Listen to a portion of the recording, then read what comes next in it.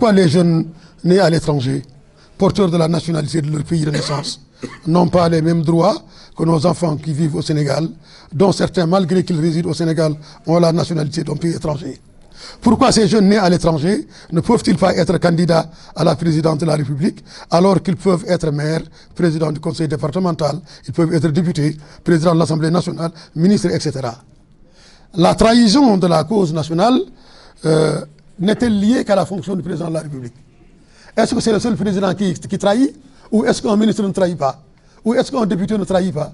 Ou est-ce qu'un président de l'Assemblée nationale ne trahit pas?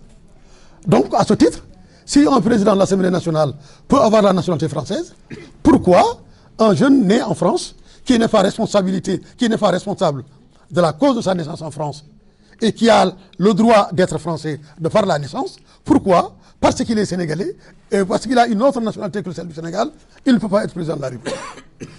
C'est pour cela que nous avons décidé que par voie référendaire parlementaire, la notion de binationalité interdisant l'accès des enfants nés à l'étranger à la fonction de président de la République sera supprimée.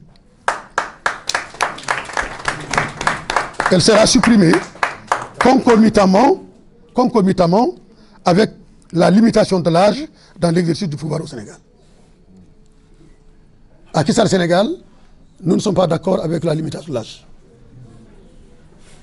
C'est la discrimination de l'âge, une manière de copier la culture occidentale qui n'est pas la nôtre. Chez nous, une personne âgée est sacrée. On ne la met pas à l'écart. Et d'autant plus qu'on a vu dans le monde aujourd'hui, toutes les grandes puissances du monde sont gouvernées par des plus de 80 ans.